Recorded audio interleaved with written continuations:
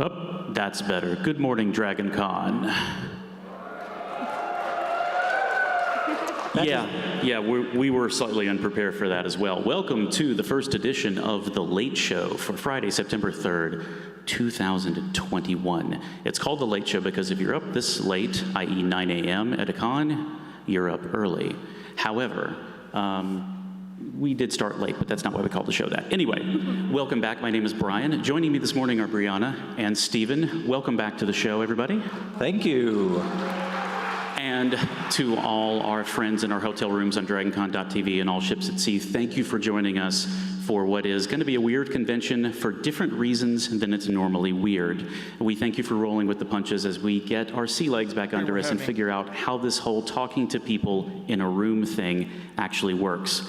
While we're on the air, if you will send us questions in the Discord, then we will attempt to answer them later in the show, or at least look smart while staring at you and going, I don't know. First of all, schedule changes. So you got the app, right?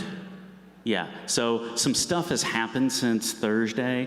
We also have this thing called the Daily Dragon, but the app has the same information. If you see these little pieces of paper running around, they're kind of useful analog equivalents. There is a lot of stuff that happened due to travel delays and people's schedule changes. I'm not gonna read all of these because it's only supposed to be a 30-minute show. I just wanna highlight a few of the things that have changed in the schedule. Unfortunately, Mary McDonnell will not be on the Battlestar Galactica Operation Resurrection panel immediately following this. That's Friday, 10 a.m. in Centennial.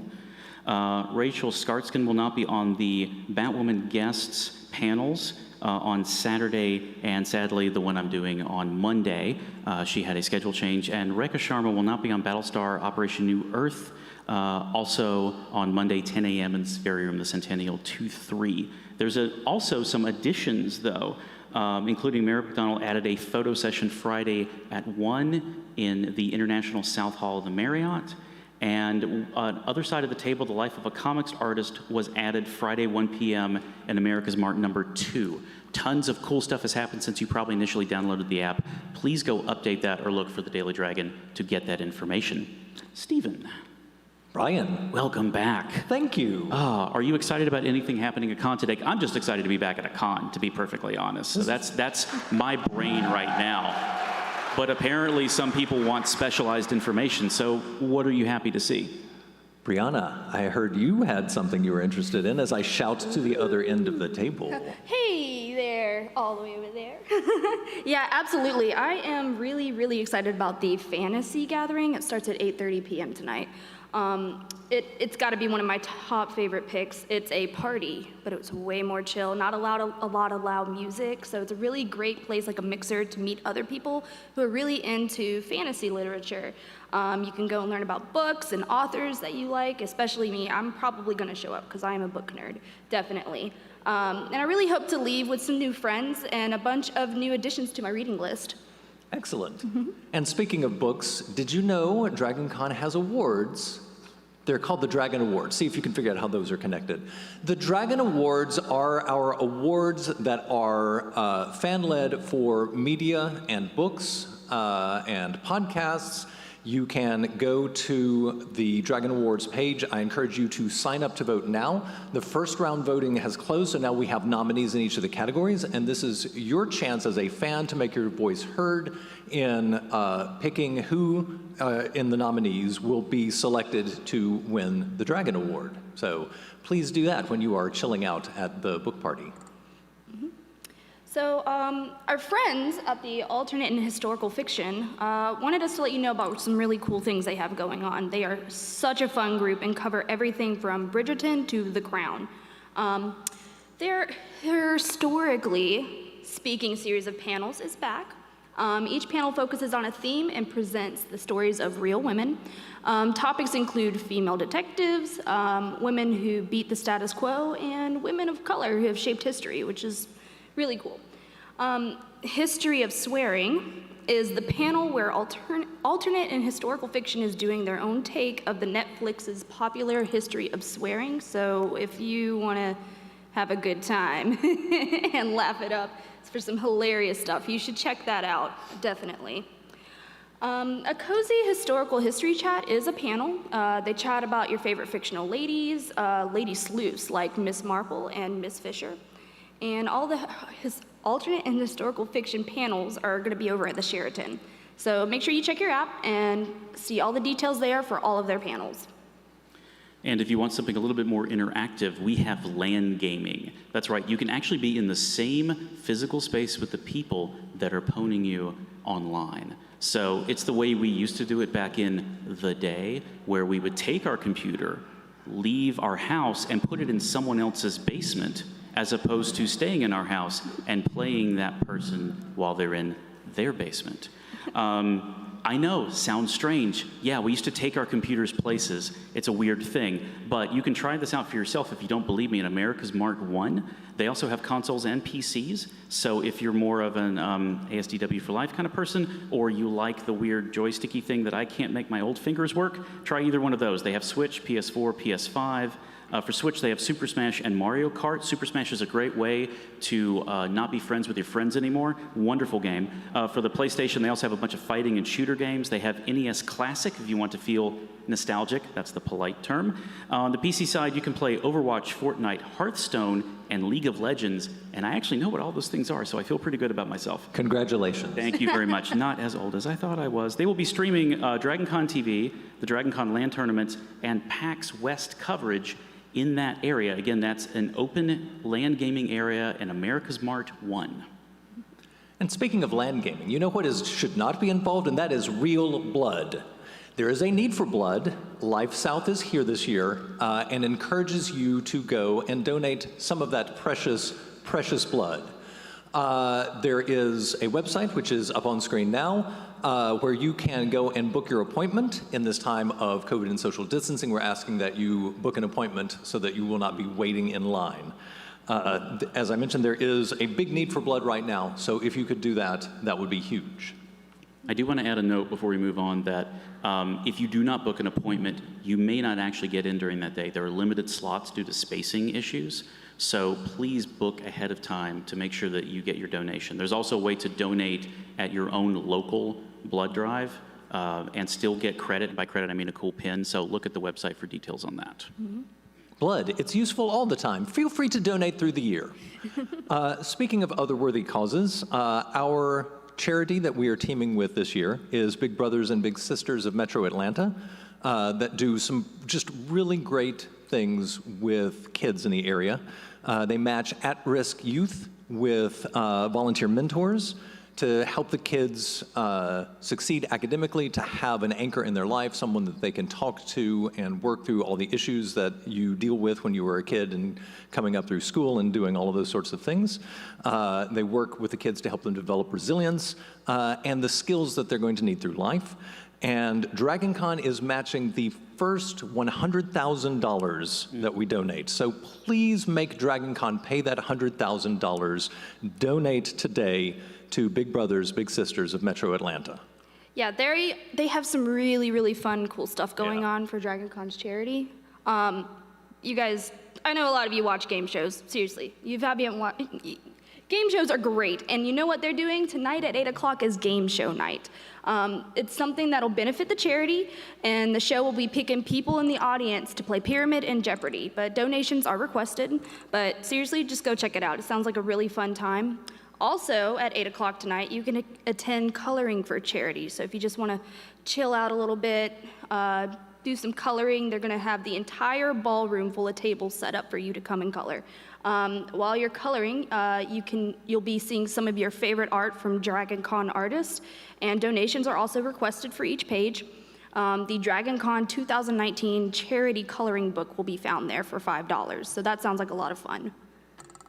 And speaking of auctions and game shows, we will have charity auctions, which is like a game show that you pay for.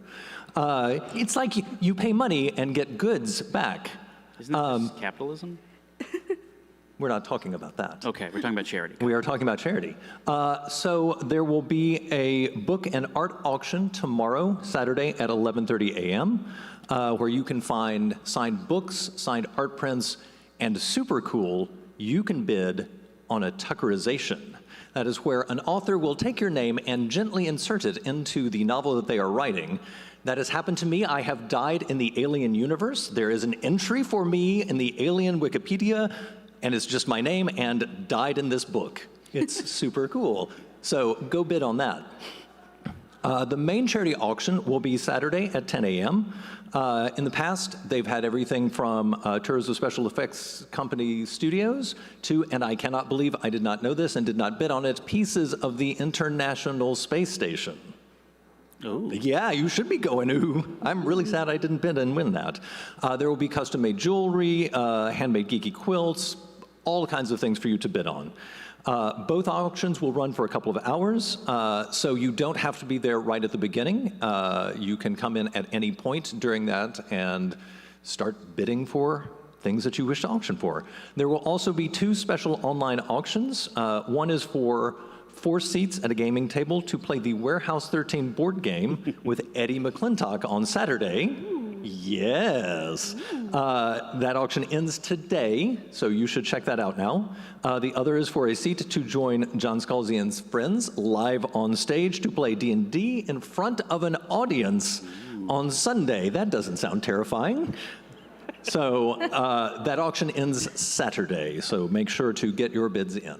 That sounds really great. So to learn a little bit more about the Big Brother and Big Sisters, we're going to talk to one of their volunteers. I'd like to introduce Mike Fonts, who is the Big Brother and Big Sisters 2017 Big Brother of the Year. So welcome, Mike. Good morning. Good morning. Thank you so much for joining us today. So, Absolutely. Yeah, I'm going to hop right in there. So how long have you been involved with the Big Brothers and Big Sisters? This year will be my 14th year. Wow, that is amazing. And like, what do you like best about the organization? The organization itself, I mean, the fact that you're giving back to the future, right? These are the people that are going to help mold the next future in the generation. Being a brand new father, I just had a baby 8 weeks ago. Aw, congrats. I didn't, but my wife did. But being a new father and seeing that my little brother comes over now and is going to help mold her future and be a volunteer for her, I just the fact that they give back so much it's been amazing. That sounds really, really special. But you know, with that being said, how was it like to be a Big Brother? Man, when I started, I was 29 years old, so I'll let you do the math on how long I've been in the organization. And so things have changed. Back then, when you're creating this match, I liken it to creating a character. Back then, I was big into video games, and it's like, hey, I want to play Call of Duty with somebody, but I also was a college baseball player, and I wanted to, find somebody that was athletic, but liked to play video games and liked to go outdoors and do things. And you create this perfect match, and they do such a great job within the organization of doing that on the front end. So you're signing up for something that's mutually beneficial for the long term. Wow, that sounds really great. And you were talking about the match. How long does it take? How much time do you spend with your match? Gosh, so when you first start, I believe the requirements are 8 hours a month. And you soon find out that that's just not enough time. So, I was spending a lot of time with my little brother. Probably, after the first 3 to 4 months, you can have overnights and do all of those things, family approved and such. So I was spending a lot more time than probably a lot of folks. Plus, I took on a second little brother. His older brother, somebody had dropped out of the program, so I took on a second little brother. So I would split my time between the two. Oh, that sounds really cool. So you basically, you kind of form your own like really special friendship there. And I can imagine that is just like a really great feeling. And talking about the different things, so what kind of things did you do with your match? You said you played some video games. What else did you do? Yeah, there's no limit, right? It's all the things that I like to do and that I think are important to learn in life, whether it's going to museums or going to nice restaurants and teaching them which side of the, we always do this with them now, the drink and the bread, and you show them, sort of the things that you think are important in life, and we go on hikes, you go bowling, Everyday things. Everyday things that we would do with anybody else. That's really cool. And, can you tell us why folks should donate to the Big Brothers, Big Sisters? I would ask you to just look at the stats, right? I can't speak to the stats today, but if you just see how much of the efforts that we've put in, both of my little brothers not only graduated high school, but both are going to college. Their little sister, who I got matched with a friend of mine, is also going to college on a track scholarship. So, you know, as much as you can donate to get more people involved, and money's great, in my opinion, but if you have the time, I would say that's more important, right? That's our most precious commodity, and any time you can give to a child and help mold their future, I think is more important. And that's amazing. There's lots of things you could do here to help support that. And Mike, I just want to say thank you so much for coming with us, and I really hope that you enjoy the rest of DragonCon. Thank you so much. Yeah. All right. Appreciate you having me. Hey, before you go, we did get a question from Facebook. One of our viewers, Ben DeMan, I believe that's how you pronounce that. What is the favorite thing you've done with one of your little brother or little sister? Oh, this is great. I got to take the oldest one, once he graduated high school, pre-pandemic, was able to fly him to New Jersey, where I was born and raised, to show him how I grew up. You know, the assumption is at 43 years old, I look a lot more successful than I did as a child all the way through my 20s. And so I showed him the apartment that I grew up in, and that he just assumed that, you're rich, right? Because I had a car and a house. And so doing that is probably one of my favorite memories. That's Great. really great. Well, thank you for working with DragonCon this year, and we appreciate your time this morning. Yes, sir. Another hand for Mike. Thank you so much. Thank you. Thank you. Enjoy it. Have a good one. That is just so great. So I do want to go ahead and go into, we had an interview that we taped yesterday with 3 of our directors of the art show. Let's hear what those special things are and what they're doing over there. Having the charity auction at 10 a.m. on Monday, and it will be held here in the art show's room. The charity for this year is the Big Brothers and Big Sisters of Metro Atlanta. Excellent. And are all of the artists participating, or how many artists are participating in the auction? Not necessarily all of the artists, but most of them will donate some form of artwork, anything from original art, 3D pieces, prints, and original work. And when they have it all donated, Monday we will have the open auction in the auction room, which is on the other side of the show. And how exactly does the auction work? Is it a blind auction? Is it one of the ones where you're raising your hand? How does that work? Well, we'll have a sign up where people can get bid numbers, and then once we have the auction show, the pieces will be brought up, displayed one at a time, and then anyone who wants to bid on them, like a standard auction, the bids will be called out. They'll raise their hand if they want to place that bid, and then at the end of it, if they win, the piece is brought out front, they pay for it, and they get to take it home. Great. That sounds like a lot of fun. So if you are going to participate in the charity auction as a member of DragonCon, about how much would you expect to spend based on prior years? Well, I've seen pieces that have gone for anywhere from $20 or $30 up to some of our bigger pieces, which includes an original piece that we do every year where all of the artists are free to come up and add to it themselves, and that will go for several $100s. Excellent. And I believe Crystal is going to be participating in that as well. Do most of the artists participate in that event? Yes, most of them do. They actually have it open so that we'll have it out on display over the course of the entire weekend, and any of the artists who want to come up and add to it are free to come up and add as they need to. Great. Well, thank you so much for talking to us today, John. We really appreciate it. Thanks for having me, and I hope to see a lot more people come down to the art show. We always have fun, and we're always looking forward to seeing more people. Thank you so much. Welcome to Jessica Levi's booth. Today we're speaking with another art director, Jeremy. He's going to tell us about the guest of honor at the art show, William Stout. Jeremy, explain to me who William is. Oh, well, William is an artist that's been around for several decades. A lot of his art is used in a lot of different movies as far as storyboarding as well as cover art and the like.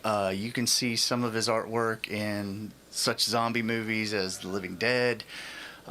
We also have Rambo. He's got art in that.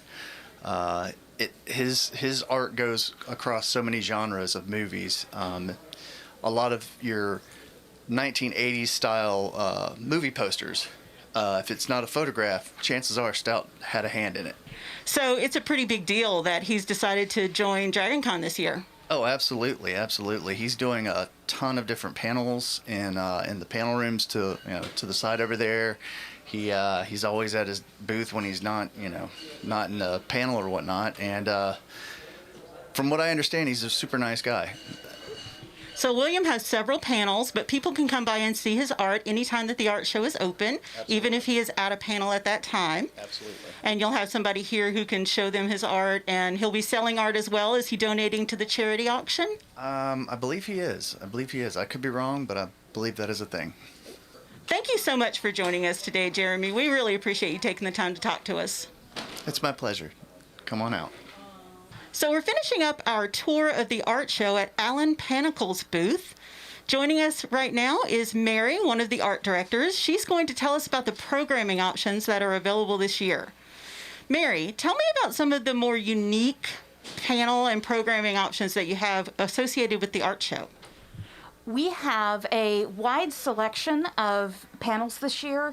We're doing some things on how to do a Kickstarter program. We're doing how to collect and how to expand your collection, and we're also doing a lot of like DragonCon cult classics. Thank you. So I understand I'm a member of the Loyal Order of the Ribbon, and I understand that the art show has a special connection with that group this year. Can you tell me about that? Absolutely. So we have actually adopted the Loyal Order of the Ribbon, and we've given them a home. So this year we're going to have some meetups scheduled at the art show, and we're also going to have some programming scheduled for the Loyal Order of the Ribbon. We have programming on both Saturday, Sunday, and Monday. Nice. So that gives us lots of options to participate in that. Exactly. So I understand that you had some pretty popular programming options, and you've decided to bring one of them back. Tell me about that. So one of our most popular panels in 2019 was a panel discussion about John Portman and his importance to DragonCon and his architecture. So we are bringing that panel back this year due to popular demand. Excellent. So is there any must-see, can't-miss panel? If you only had to choose one, which one would you go to? Oh gosh, there's so many good ones. Probably one of the hands-on panels.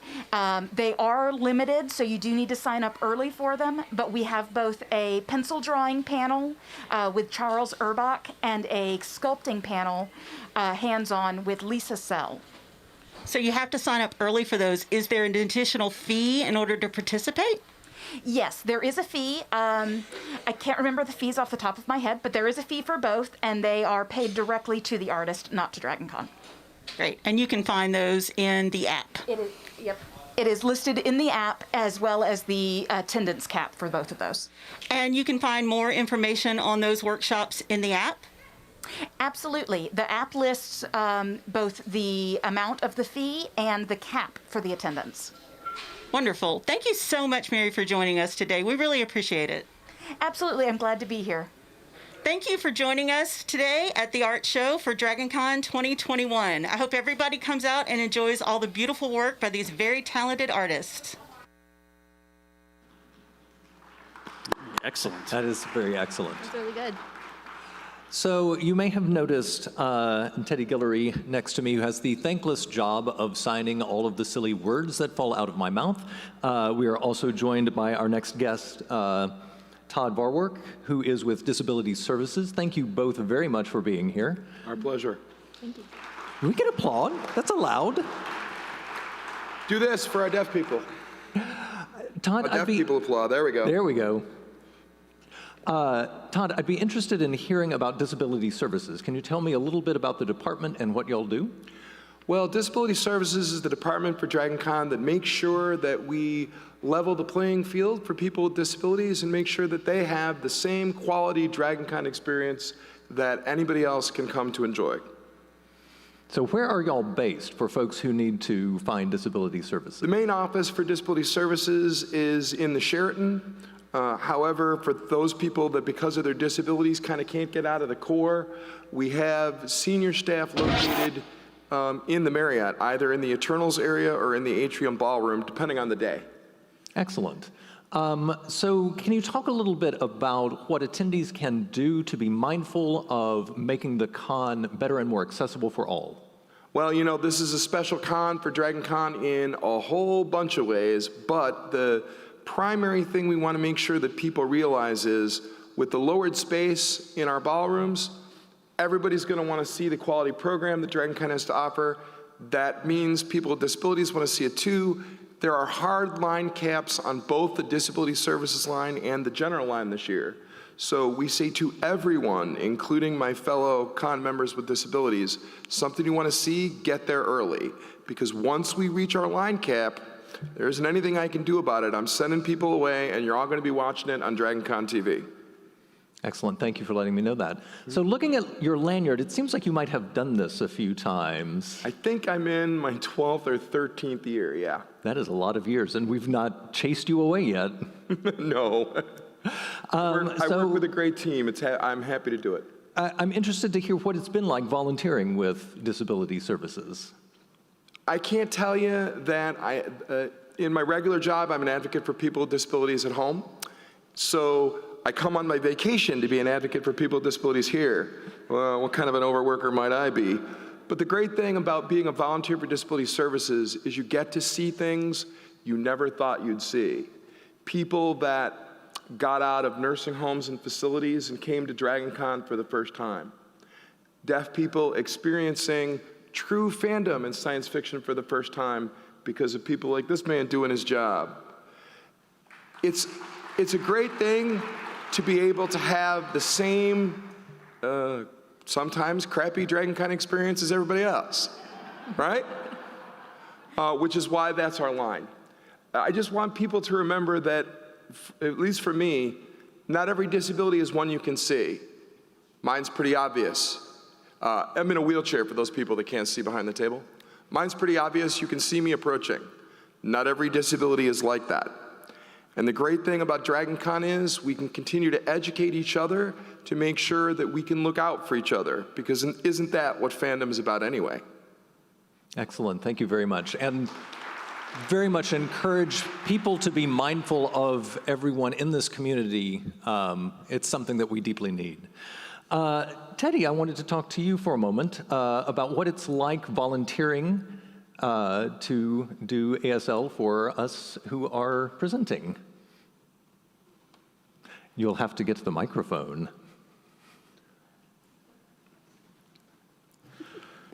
Hi. Since I use two languages, I'm going to say my part, then sign my part, so it's completely accessible. Good?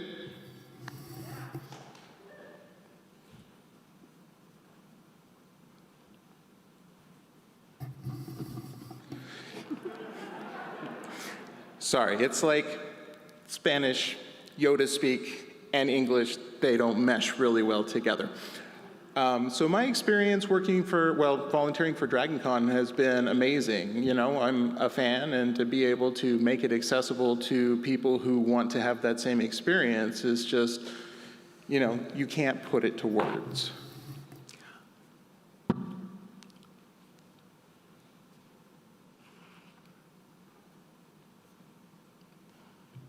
I'd also be interested to hear if there are special challenges between having to sign for all of the fandom and the made-up words that we've got, and also for dealing with, say, groups of people who might tend to talk over each other very quickly, which would never happen on a panel, ever.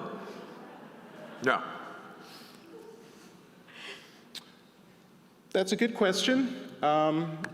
When it comes to interpreting, you kind of just do your very best. You make sure that everybody takes turns. It's a little bit like the rules of kindergarten that everybody forgets. And, you know, we just want everybody to have a really good experience, and we want the access to be there.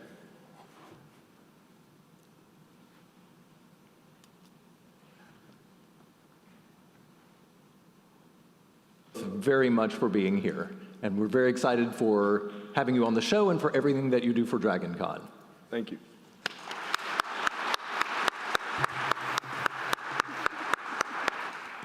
All right. right, and we're going to wrap up the show right now. By the way, our online comments we've gotten in are less than questions. It's more the comments of Teddy is one of our many MVPs for accessibility.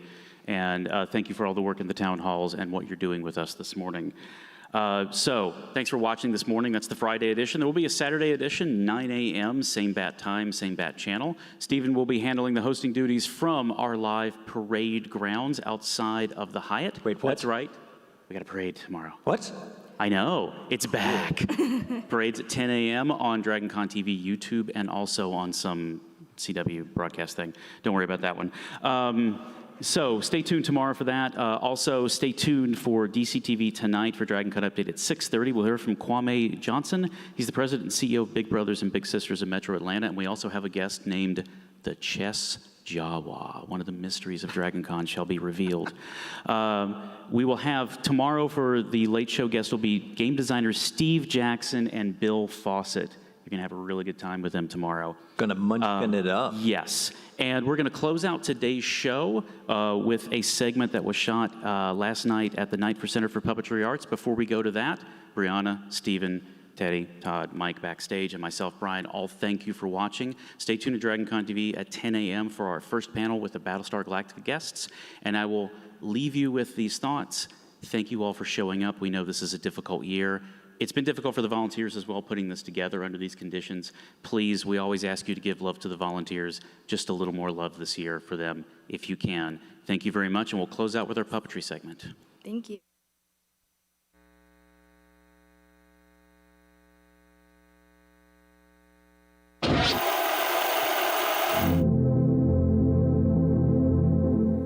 Hey folks, TJ Garland here, and you're watching DCTV, and we're here at the night of the Center for Puppetry Arts.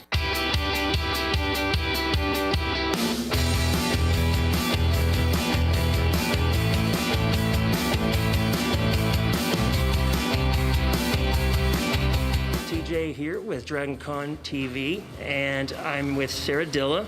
She is the museum director, and she's going to tell us what exactly is the Night at the Puppetry Center. Hi, DragonConners. I'm Sarah, and I'm happy y'all are here in Atlanta this year, even if it's a little bit different than normal years. We're here at the Center for Puppetry Arts to have a night for DragonCon folks. We have our museum open late tonight. We have here at the Center's museum, we have 2 permanent galleries. One walks through the life and career of Jim Henson with our collection of about 600 objects, puppets, and props from Jim Henson Company and family. The exhibition runs from his early days working with public access television and creating Sam and Friends through how he kind of got his start in different advertising fields, and then to the big properties that everyone knows, from Sesame Street to The Muppet Show, to kind of more secondary things that you might not be as familiar with. We have a special exhibition that's on view now through Halloween is the last day, and that highlights the puppetry in the Dark Crystal Age of Resistance. So the recent prequel to the Dark Crystal of 1982 in our special exhibitions gallery. And the great thing is that DragonConners, anyone who's staff, volunteer, or attendee, if you come to the center through September 30th and show your badge, you can get a discount to museum access. So Till September 30th, we can visit and we get the same discount. So come on down. Not just this weekend, all through September.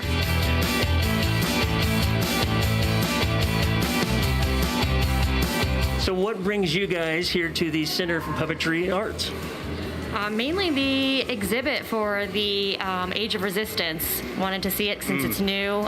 Huge fan of the Dark Crystal and the Age of Resistance. So I came here for the exhibit for Age of Resistance. That was supposed to be my big costume this year, and I didn't quite make it, but I have a whole lot more research, so it's going to be even better now for next year. Awesome.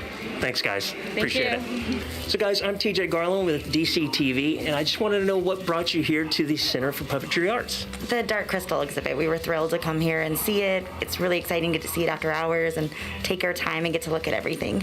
Yes, the Dark Crystal exhibit. I can see you're excited about it. Definitely. Getting to see all of Jim Henson's work here has been fantastic. Getting to see his early career and how that has evolved over the course of his entire lifetime.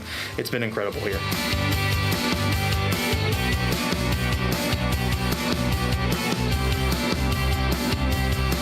I just want to know, what is your favorite property that they have in there? It's a great question. I think it probably changes depending on day, mood, weather, you know. So if you're having a bad day, is it Dark Crystal? You know, it might be Cookie Monster if I just need some cookies to lighten the mood. Right now I'm feeling Fraggle Rock. It's a great story, and it has some wonderful environmental concerns behind it, and I love red. Sarah, thank you so much for just informing us about all this amazing stuff. I'm excited to go see it, so let's go see some amazing puppets, please. Yeah, let's go see it. We're happy to have DragonConners here, even if it's in a different way than past years. So thanks, and come visit us in September. Excuse us.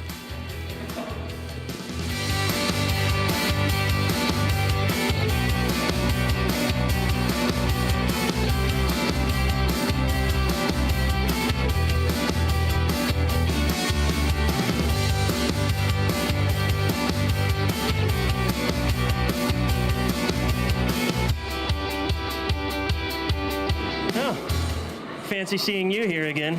Come here often. How do you like your new digs? Taking the director's chair, I see. Big shot. All right, I'm out. I got nothing. I think I overplayed, yeah.